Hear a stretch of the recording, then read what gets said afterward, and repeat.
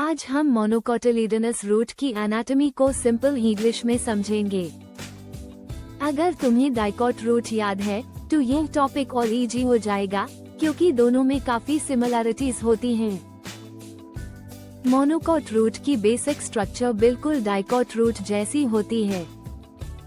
इसमें भी outer layer epidermis होती है जो प्रोटेक्शन देती है।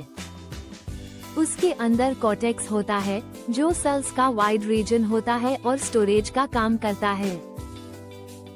कॉर्टेक्स के बाद एंडोडर्मिस आती है जो एक सेलेक्टिव लेयर होती है और सब्सटेंसेस के मूवमेंट को कंट्रोल करती है। एंडोडर्मिस के अंदर पेरिसाइकल होता है जहां से लैटरल रूट्स डेवलप होते हैं। फ्लैट आते हैं सबसे इम्पोर्टेंट पार्ट पर, जो एग्जाम में बार बार पूछा जाता है। मोनोकोट रूट में वास्कुलर बंडल्स प्रेजेंट होते हैं जिसमें जाइलम और फ्लोएम होते हैं। डाइकोट रूट के कंपैरिजन में मोनोकोट रूट में जाइलम बंडल्स ज्यादा होते हैं।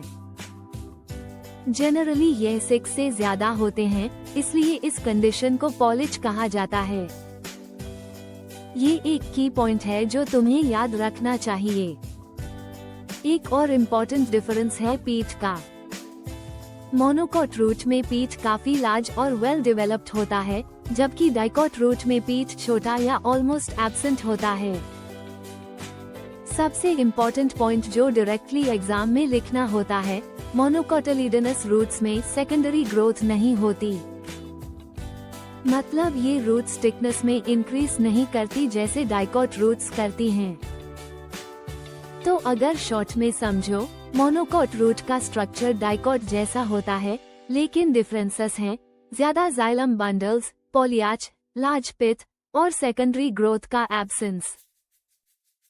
यह टॉपिक सिंपल है, बस इन की पॉइंट्स को क्लियर रखो और तुम इजीली एग्जाम में फुल मार्क्स ले सकते हो।